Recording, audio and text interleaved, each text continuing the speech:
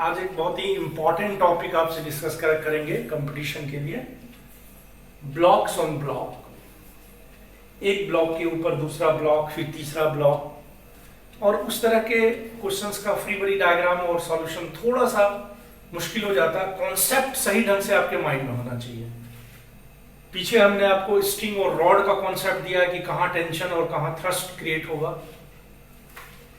तो इस तरह से देखिए, हमने एक फिगर लिया है, इसमें एक ब्लॉक है बी, इसके ऊपर ए ब्लॉक है, दोनों का मास दिया हुआ है। एक हॉरिजेंटल स्ट्रिंग से इसको बांधा गया है ब्लॉक ए को, और ब्लॉक बी को पी फोर्स जो कि हॉरिजेंटल प्लेन के पैरेलल है, इस ब्लॉक को इधर यदि हम पुल करें तो इस स्ट्रिंग में क्या टेंशन क्रिएट होगा, पी की किस वैल्यू के लिए टेंस टू मोशन होगा, एक हॉरिजेंटल और वर्टिकल प्लेन के बीच ये फिगर है।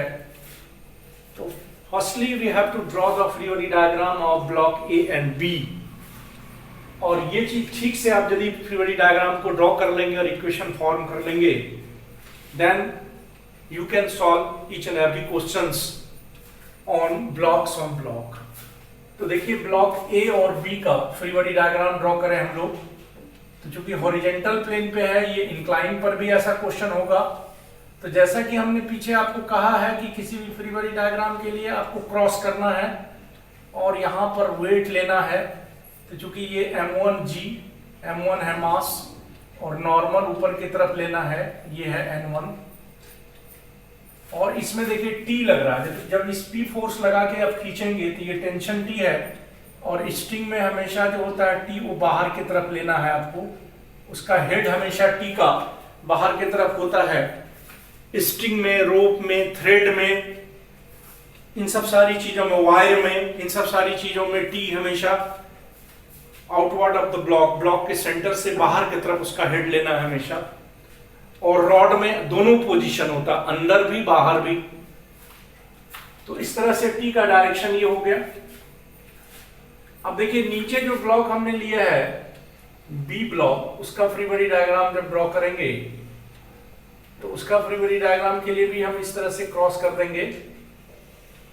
और इसका मास है m2, तो ये m2g हो गया इसका वेट, और ये नॉर्मल उसको n2 मान लें। तो देखिए, नीचे एक फोर्स लग रहा है P, ये है P फोर्स।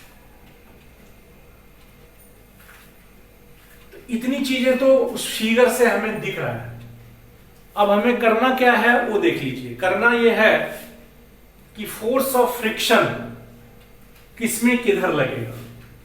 तो बिल्कुल जैसा मैं बता रहा हूं उस ढंग से याद रखिए कि आप P को देखिए, और P जिस तरफ लग रहा है, इस तरफ P लग रहा है, तो इसके अपोजिट डायरेक्शन में फोर्स ऑफ फ्रिक्शन इस ब्लॉक का लगेगा। क्योंकि हमेशा फोर्स ऑफ फ्रिक्शन अपोजिट लगाना है। तो यदि इसका म्यू, इसका मान हो m2 n2, यही हो गया फोर्स ऑफ फ्रिक्शन। म्यू2 हमने ले लिया कोएफिशिएंट ऑफ फ्रिक्शन, किस ब्लॉक के लिए, तो इस ब्लॉक के लिए, ब्लॉक बी के लिए। तो इस P के अपोजिट आपने फोर्स ऑफ फ्रिक्शन लगा दिया, और जो फोर्स ऑफ फ्रिक्शन आपने यहां लगाया है जिस डायरेक्शन में, उसको अपोजिट करके आप इसका फोर्स ऑफ फ्रिक्शन लगा दीजिए। ये देखिए, इसका डायरेक्शन उल्टा कर दिया हमने, लेकिन इसमें जो फोर्स ऑफ फ्रिक्शन होगा इस ब्लॉक का होगा, जो μ1 n1, क्योंकि 1 लिया है हमने ए ब्लॉक के लिए सारी चीजों को। तो P वाले में आप फोर्स ऑफ फ्रिक्शन P के अपोजिट लगाएं, और फिर इसके अपोजिट यहां फोर्स ऑफ फ्रिक्शन लगाएं, और फिर इस फोर्स ऑफ फ्रिक्शन को अपोजिट डायरेक्शन में यहां ले जाएं, इस जगह पर ऊपर में यहां ले जाएं, इसी मान को यहां ले जाएं, इस वैल्यू को μ1 n1। अभी बताएंगे हम कि ये क्यों करते हैं, कैसे करते हैं, लेकिन आप पहले जान लीजिए कैसे करते हैं। अब इसको अपोजिट डायरेक्शन में वहां ले गए, फिर आप क्या करेंगे कि इसका जो नॉर्मल है उसको भी इसी y एक्सिस पर पॉजिटिव है तो उसको नेगेटिव करके लगाना, आपको यहां पर लगा सकते हैं, इसी एक्सिस पर लगाना, कहीं भी लगा सकते हैं। तो यहां पर हमने लगा दिया N1। ये देखिए, यानी कहने का मतलब ये है कि इस ब्लॉक का दो फोर्स, एक N1 और एक force of friction, normal reaction and force of friction, दोनों इस ब्लॉक में ट्रांसमिट होगा। ऐसा इसलिए होगा क्योंकि ब्लॉक बी के ऊपर ब्लॉक ए है, तो ब्लॉक ए का वजन ब्लॉक बी पर भी लगता है। बहुत सारे राइटर्स ने वेट को ऐड करने का भी तरीका रखा है, लेकिन इंक्लाइन प्लेन पे फिर जाके वो प्रॉब्लम प्रोसेस चेंज करना पड़ जाएगा आपको। तो एक ऐसा तरीका जिस तरीके से हम हॉरिजॉन्टल और इंक्लाइन दोनों पर सेम तरीके से कर सकते हो, इस तरीके को हमने आपके सामने रखा है। तो आपको करना क्या हुआ, ध्यान से समझिए कि ब्लॉक बी का P ले लेंगे, P के उल्टा इसका फोर्स ऑफ फ्रिक्शन ले लेंगे, इसके अपोजिट इसका फोर्स ऑफ फ्रिक्शन क्रिएट कर देंगे, फिर इसको अपोजिट करके यहां ऊपर लगा देंगे, और इसके नॉर्मल को भी इसमें लगा देंगे अपोजिट करके। तो फ्री बॉडी डायग्राम हमारा दोनों ही ब्लॉक का तैयार हो गया। अब आप देखिए कि होता क्यों है ऐसा। एक तो यह है कि ब्लॉक ए ब्लॉक बी के ऊपर है, तो निश्चित रूप से ब्लॉक ए का वेट ब्लॉक बी पर लग रहा है, लेकिन ये हॉरिजॉन्टल प्लेन पे तो ये 100% वेट उस पर लग जाएगा, इसलिए वेट को जोड़ भी दिया जाता है फ्री बॉडी डायग्राम के लिए। लेकिन इंक्लाइन प्लेन पर जब आप जाएंगे तो ब्लॉक यदि एक के ऊपर दूसरा है तो उसका पूरा वेट नीचे में नहीं लगेगा, क्योंकि उसका जो सेंटर एक्ट करता है वो अलग अलग पॉइंट पे पड़ता है, अलग एक लाइन ऑफ एक्शन पे जब उसका वेट लगेगा तभी वेट ऐड होगा। तो यहां पर आप देखिए कि ये जो है, इसीलिए हमें करना क्या है कि इसका कुछ फोर्स, मतलब ए का कुछ फोर्स बी में ट्रांसमिट होने की वजह यही है कि ए बी के ऊपर है। तो पहली बात तो ये कि जब आप इस ब्लॉक को इधर खींच रहे हैं तो स्वाभाविक है कि फ्रिक्शन इसके लोअर पार्ट और बी के अपर पार्ट दोनों में क्रिएट होगा। तो ये दोनों में क्रिएट हो रहा, देख लीजिए आप। यानी कहने का मतलब ये है कि यहां देखिए, आप थोड़ा समझा दें आपको कि यदि एक ब्लॉक यहां है और एक ब्लॉक यदि इसके ऊपर है, थोड़ा हटा के दिखाते हैं आपको यहां पर, ये देखिए, ये दोनों को हटा के दिखाते हैं थोड़ा। तो यदि इस ब्लॉक को, नीचे वाले ब्लॉक को हम राइट वार्ड ले जा रहे हैं, तो इसका जो फोर्स ऑफ फ्रिक्शन है वो देखिए इस डायरेक्शन में लग रहा है, ये μ1 N1, और यहां भी जो फोर्स ऑफ फ्रिक्शन होगा ये इधर ही लगेगा, μ1 N1। लेकिन इस ब्लॉक का जो फ्रिक्शन होगा वो इस डायरेक्शन में चला जाएगा, μ2 N2, जो कि μ2 N2 है। कहने का मतलब है, इसको हटा दिया है थोड़ा हमने। तो एक जगह पर जब आप ब्लॉक को दो अलग अलग डायरेक्शन में, क्योंकि यहां पर क्या हो रहा है कि P फोर्स से जब इस ब्लॉक को आप खींच रहे हैं तो T ये स्ट्रिंग से बंधा होने के कारण यहां पर जो फोर्स ऑफ फ्रिक्शन होगा ब्लॉक ए का और बी का एक दूसरे के अपोजिट होगा। देखिए यहां पर एक दूसरे के अपोजिट दिखा रहा है। तो ये कॉन्सेप्ट को आपको माइंडसेट करना है कि यहां पर जो दोनों फोर्स ऑफ फ्रिक्शन होगा वो हमेशा एक ही डायरेक्शन में लगेगा, और ब्लॉक बी के अपर और लोअर दोनों सरफेस पे फोर्स ऑफ फ्रिक्शन लगेगा। और चूंकि इसका वेट भी इस पर एक्ट कर रहा है, तो इसलिए नॉर्मल जो है वेट का ही इफेक्ट है, इसलिए नॉर्मल को भी ट्रांसमिट कर दिया हमने नीचे वाले ब्लॉक में। तो इस तरह से हमारा फ्री बॉडी डायग्राम इसका और इसका तैयार हो गया।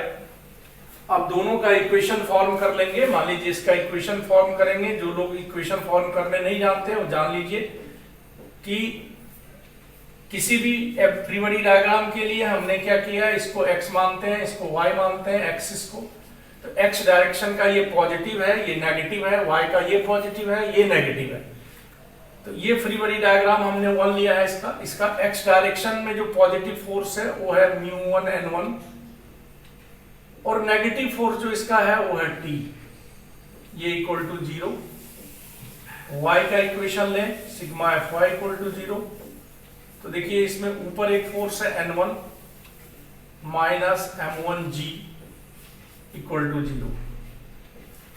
अब आप यहां से N1 जब न्यूमेरिकल सॉल्व करेंगे तो यहां से N1 को निकालेंगे, उस N1 को यहां डालेंगे और म्यू का मान दिया रहेगा, उससे टी पता चल जाएगा। इस दोनों इक्वेशन को सॉल्व करके हम लोग टेंशन उस स्ट्रिंग में क्या क्रिएट हो रहा है वो यहां से हमें पता चल जाएगा, यदि टेंशन भी निकालना है न्यूमेरिकल में।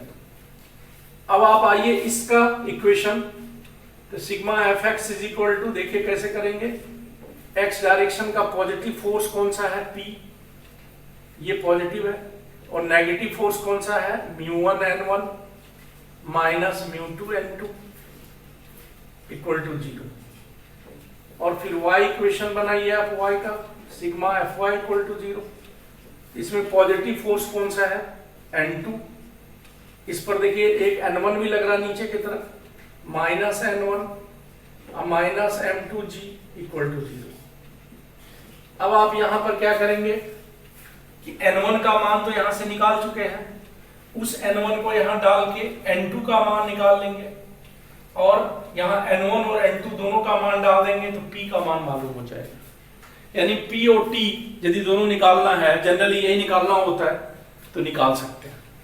तो इस तरह से ब्लॉक के ऊपर यदि ब्लॉक है तो हॉरिजॉन्टल प्लेन पे तो इस तरह से उसका इक्वेशन और फिगरी डायग्राम हम लोग निकालते हैं। अब आपको हम दिखाते हैं कि इंक्लाइन प्लेन पर हमें क्या करना है। इंक्लाइन प्लेन पर जाएंगे तो इक्वेशन और फिगरी डायग्राम कैसे ड्रॉ करेंगे, तो इसी प्रोसेस से करना है, बिल्कुल प्रोसेस चेंज नहीं होगा। उसमें भी इक्वेशन फॉर्म करने के लिए आपको ध्यान से खाली इसी चीज को फॉलो करना है, इंक्लाइन पे, बस। तो एक हमने फिगर लेना है इंक्लाइन के लिए, तो देखिए इंक्लाइन पर हमने एक फिगर लिया, ये एक इंक्लाइन प्लेन है, हॉरिजॉन्टल से कुछ एंगल बना के इस पर हमने एक ब्लॉक रख दिया। हमेशा ब्लॉक आप इस तरह से बनाए रेक्टेंगुलर, इसके ऊपर एक ब्लॉक और रख दिया। ये ब्लॉक A है, इसका मास m1, ये ब्लॉक B है, इसका मास m2। अब इस ब्लॉक को हम ऊपर की तरफ खींचना चाहते हैं इसी प्लेन के पैरेलल फोर्स से, और यहां पर हमने इस ब्लॉक को, ऊपर वाले ब्लॉक को किसी पोल पर या किसी वर्टिकल प्लेन से इस स्ट्रिंग के द्वारा बांध दिया है। ये स्ट्रिंग है,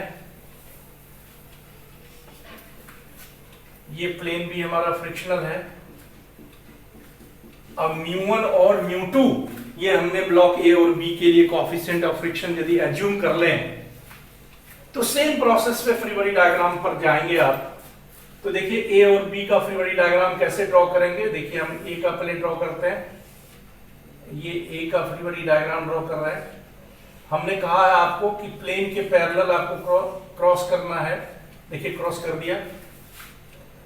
यहां सेंटर से आप एकदम 90 डिग्री पर वेट लेंगे, ये हो गया m1g, देखिए वेट को दिखा रहा है। हमने जैसा कहा था कि ये एंगल जो थीटा है वही एंगल वेट और y के बीच थीटा हो जाएगा, क्योंकि हम ये x और ये y ड्रॉ किया हमने। जब इंक्लाइन प्लेन पे जाते हैं तो ये x हो जाता है और ये y हो जाता है। प्लेन के पैरेलल जो प्लेन एक्सिस है वो x हो जाता है, और उस इंक्लाइन प्लेन के 90 डिग्री पे जो प्लेन है वो y हो जाता है। अब ये हमारा नॉर्मल रिएक्शन है n1, इसका n1 को यहां दिखा दिया। अब इसमें देखिए इस तरफ t लग रहा है, ऊपर में t लग रहा है, तो ऊपर में वाले में ही t दिखाएंगे, नीचे में नहीं दिखाएंगे। नीचे वाले में p लग रहा है तो नीचे वाले में सिर्फ p दिखाएंगे। दूसरा एफबीडी हमारा क्या है, ये नीचे वाला जो ब्लॉक है B, उसका फ्री बॉडी डायग्राम ड्रॉ करें। क्रॉस किया, यहां पर वेट को दिखाया, ये वेट हमारा m2g, इसका नॉर्मल रिएक्शन है n2, देखिए ये n2, और फिर इसमें एक फोर्स P लगा रहे हैं जो कि ब्लॉक को ऊपर की तरफ ले जाने की कोशिश कर रहा है टेंस टू मोशन में। ये एंगल भी हमारा थीटा हो गया यहां भी। अब देखिए जैसा कि हमने पीछे ओरिजेंटल प्लेन पर आपको बताया कि आपको क्या करना है कि P फोर्स जिस ब्लॉक में लग रहा है उसका फोर्स ऑफ फ्रिक्शन पहले ले लीजिए। ये फोर्स ऑफ फ्रिक्शन हमारा इसके अपोजिट, ये हो गया μ2 n2। केवल मेरे तरीके को आप याद रखेंगे तो आप आराम से बिना कुछ सोचे समझे आप फोर्स ऑफ फ्रिक्शन लगा देंगे और उससे फ्री बॉडी डायग्राम आपका आसानी से बन जाएगा। तो P के अपोजिट हमने ये फोर्स ऑफ फ्रिक्शन लगा दिया। फिर हमने क्या कहा कि इसके अपोजिट आप इसमें लगा दीजिए, लेकिन इसका फोर्स ऑफ फ्रिक्शन लगा दीजिए। तो इसका फोर्स ऑफ फ्रिक्शन ब्लॉक ए का क्या है, μ1N1, ये 1 के टर्म में लगा दिया। अब फिर क्या करना है आपको कि इस फोर्स ऑफ फ्रिक्शन को अपोजिट करके इसके ऊपर लगाना है, अपर सरफेस पे, इसका डायरेक्शन अपोजिट कर देना है, और ये हो गया μ1N1। फिर हमने आपको बताया कि इसका नॉर्मल को भी इसमें ट्रांसमिट करना है। नॉर्मल के लिए y ये है तो y पर ही डालना है, बट अपोजिट डायरेक्शन में डालना है, उसका हेड बदल जाएगा। ये हो गया N1। देखिए यहाँ जगह मेरे पास, ये N1 लिख दिया हमने, यहाँ भी लिख सकते हैं, ये N1 अपोजिट हो गया। अब ये फ्री बॉडी डायग्राम दोनों हमारा तैयार हो गया। आप समझ गए, प्रोसेस भी हमने बता दिया कि क्यों ऐसा करते हैं, क्योंकि यहाँ पर देखिए इसका वेट इसके ऊपर पड़ रहा। अब आप देखिए यदि पिछले क्वेश्चन में हॉरिजॉन्टल पे आप वेट को ऐड करते तो यहाँ पर वेट को ऐड नहीं कर पाते, इसलिए हमने एक ऐसा प्रोसेस बताया जो दोनों तरह के प्लेन पर ये प्रोसेस आपका एक ही मेथड फॉलो होगा। कई राइटर्स ऐसे करते हैं कि हॉरिजॉन्टल में वेट को ऐड कर देते हैं और इस इंक्लाइन पे आके प्रोसेस इस तरह का अडॉप्ट करेंगे, तो इसलिए हमने एक तरह का मेथड आपसे एक्सप्लेन किया। अब आप इसका इक्वेशन फॉर्म करें। जैसा कि आप इक्वेशन बनाने नहीं जानते, ध्यान से देखिए इक्वेशन। हम फिर एक बार रिपीट करते हैं कैसे बनाना है। ये मेरा x का पॉजिटिव डायरेक्शन है, तो इस तरफ जो फोर्स है इस प्लेन के पैरेलल में पॉजिटिव फोर्स ये है, तो ये μ1N1 ये हमने पॉजिटिव ले लिया। नेगेटिव फोर्स कौन सा है, ये T है, तो हमने -T ले लिया। और देखिए ये जो M1G है ये x और y दोनों में जाएगा। जैसा कि हमने बताया था कि जिधर एंगल है उधर जाके cos आपको लगाना है इसमें, और जिधर एंगल नहीं है उधर जाके साइन लगाना है। तो जब ये यहाँ जाएगा तो यहाँ पर साइन हो जाएगा, तो M1G के साथ साइन थीटा लेना है, और जब ये यहाँ जाएगा थीटा के तरफ इसको रोटेट करेंगे तो M1G के साथ आपको cos थीटा लगाना है। एकदम ट्रिक वाइज आप याद रखिए, न्यूमेरिकल आपको फटाफट बनेगा। तो इस तरह से T हमने इस डायरेक्शन में लिया है। अब हमें इस फोर्स को यहां ले जाना है, तो ये नेगेटिव हो जाएगा, तो M1G sign theta equal to 0। एक इक्वेशन तैयार हो गया। अब y का इक्वेशन हम लेते हैं, सिग्मा Fy इक्वल टू 0। तो y डायरेक्शन में देखिए फोर्स कौन सा, यहाँ y है मेरा, तो इसमें N1 पॉजिटिव फोर्स है, इसको जब यहां ले जाएंगे तो ये नेगेटिव फोर्स हो जाएगा। ये हो गया हमारा N1 minus M1G cos theta equal to 0। अब यहां से N1 का मान निकाल के यदि यहां रख दे और म्यू का मान रख दे तो T मालूम हो जाएगा, यदि M1 दिया हुआ है, थीटा दिया हुआ है। अब इसका इक्वेशन फॉर्म करते हैं, इसका सिग्मा Fx का इक्वेशन फॉर्म करते हैं। तो देखिए x डायरेक्शन हमारा ये है, पॉजिटिव डायरेक्शन। पॉजिटिव डायरेक्शन में एक फोर्स है मेरा P को पॉजिटिव ले लिया, ये दोनों नेगेटिव फोर्स है, तो माइनस μ1N1 माइनस μ2N2, और ये जो M2G है ये इधर जाके साइन हो जाएगा नेगेटिव में, जैसा अभी हमने बताया, minus M2G sine theta equal to 0। अब आइए y का इक्वेशन फॉर्म कीजिए। y में देखिए ये है y डायरेक्शन, N2 पॉजिटिव है, N1 नेगेटिव है, और ये भी जब यहां जाएगा तो नेगेटिव हो जाएगा। ये हो गया N2 minus N1 minus M2G cos theta equal to 0। यहां से हम लोग N2 को निकाल के इसमें डाल देंगे, और N1 पहले से निकाले हुए हैं, तो कोई भी न्यूमेरिकल आसानी से सॉल्व हो जाएगा। और जब आप रेगुलर बनाते रहेंगे एबीडी को, तो आपको ऑटोमेटिक सॉल्व करने में उसको समय नहीं लगेगा, ट्रिक पता हो जाएगा। तो देखिए हमने आज आपको हॉरिजॉन्टल और इंक्लाइन प्लेन पर ब्लॉक के ऊपर ब्लॉक के क्वेश्चंस को बताया, उसके फ्री बॉडी डायग्राम और इक्वेशंस कैसे करते हैं। अब अगली क्लास में कुछ न्यूमेरिकल लेके इसको सॉल्व करेंगे, तो आपको ज्यादा बेनिफिट होगा। Okay, thank you.